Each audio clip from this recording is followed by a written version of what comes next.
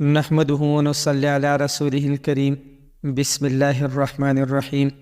حدیث نمبر 3، عن حضرت صلی اللہ علیہ وسلم پر وحی کا ابتدائی دور اچھے سچے پاکیزہ خوابوں سے شروع ہوا۔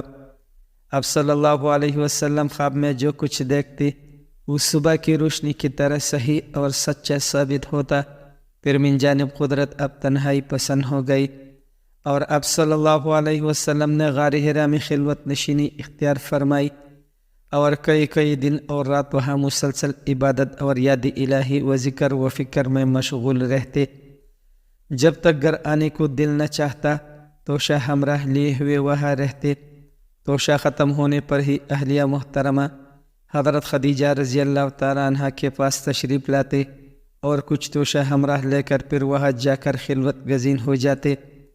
یہی طریقہ جاری رہا یہاں تک کہ آپ پر حق منکشف ہو گیا اور آپ غار حرا ہی میں قیام پذیر تھے کہ اچانک حضرت جبریل علیہ السلام آپ صلی اللہ علیہ وسلم کے پاس حاضر ہوئے اور کہنے لگے کہ اے محمد پڑھو۔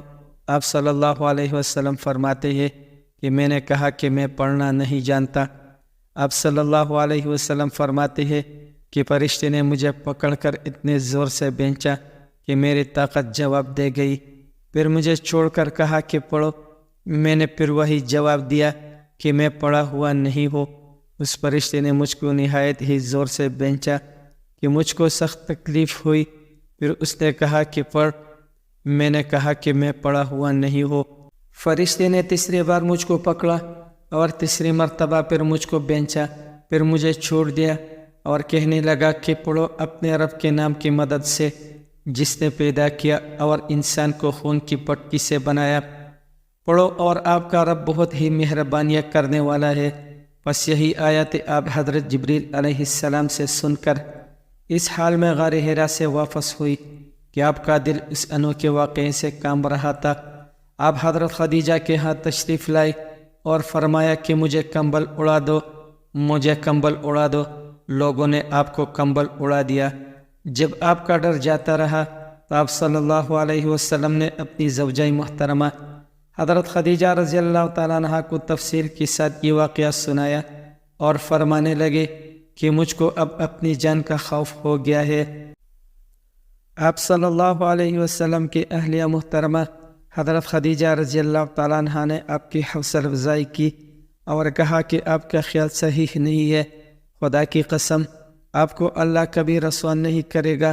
آپ تو اخلاق فاضلہ کے مالک ہے، آپ تو کنبائی پرور ہے، بے قسم کا بوجھ اپنے سر پر رکھ لیتے ہیں، مفلسوں کے لیے آپ کماتے ہیں، مہمان نوازی میں آپ بے مثال ہے اور مشکل وقت میں آپ امر حق کا ساتھ دیتے ہیں۔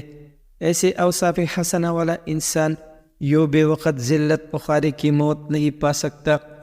پھر مزید تسلی کے لیے حضرت خدیجہ رضی اللہ تعالیٰ عنہ آپ صلی اللہ علیہ وسلم کو ورقہ بن نوفل کے پاس لے گئے جو ان کے چچا زاد بھائی تھے اور زمانہ جاہلیت میں نصرانی مذہب اختیار کر چکے تھے اور عبرانی زبان کے کاتب تھے، چنانچہ انجیل کو بھی حسب منشاء خداوندی عبرانی زبان میں لکھا کرتے تھے۔ انجیل سریانی زبان میں نازل ہوئی تھی، پھر اس کا ترجمہ عبرانی زبان میں ہوا۔ ورقہ اسی کو لکھتے تھے۔ وہ بہت بوڑھے ہو گئے تھے، یہاں تک کہ ان کی بینائی بھی رخصت ہو چکی تھی۔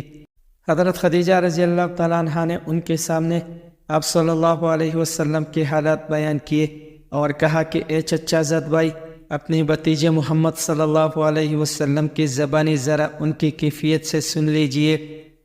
وہ بولے کہ بھتیجے آپ نے جو کچھ دیکھا ہے اس کی تفصیل سناؤ۔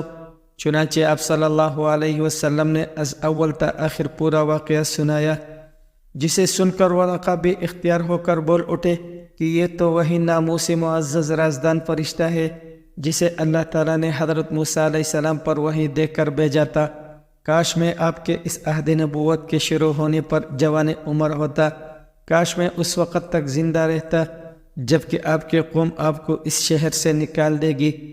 رسول کریم صلی اللہ علیہ وسلم نے یہ سن کر تعجب سے پوچھا کہ کیا وہ لوگ مجھ کو نکال دیں گے حالانکہ میں تو ان میں صادق و امین و مقبول ہو؟ ورقہ بولا ہاں یہ سب کچھ سچ ہے، مگر جو شخص بھی آپ کی طرح امر حق لے کر آیا لوگ اس کے دشمن ہی ہو گئے ہیں۔ اگر مجھے آپ کی نبوت کا وہ زمانہ مل جائے تو میں آپ کی پوری مدد کروں گا، مگر ورقہ کچھ دنوں کے بعد انتقال کر گئی، پھر کچھ عرصہ تک وحی کی آمد موقوف رہی۔ حدیث نمبر 4۔ آپ صلی اللہ علیہ وسلم نے وحی کے رک جانے کے زمانے کے حالات بیان فرماتے ہوئے کہا کہ ایک روز میں چلا جا رہا تھا کہ اچانک میں نے آسمان کی طرف ایک آواز سنی اور میں نے اپنا سر آسمان کی طرف اٹھایا، کیا دیکھتا ہو کہ وہی فرشتہ جو میرے پاس غار حرا میں آیا تھا وہ آسمان و زمین کے بیچ میں ایک کرسی پر بیٹھا ہوا ہے۔ میں اس سے ڈر گیا اور گھر آنے پر میں نے پھر کمبل اوڑھنے کی خواہش ظاہر کی۔ اس وقت اللہ پاک کی طرف سے یہ آیت نازل ہوئی، اے لحاف اوڑھ کر لیٹنے والے، اٹھ کھڑا ہو اور لوگوں کو عذاب الہی سے ڈرا اور اپنے رب کی بڑائی بیان کر اور اپنے کپڑوں کو صاف رکھ اور گندگی سے دور رہ۔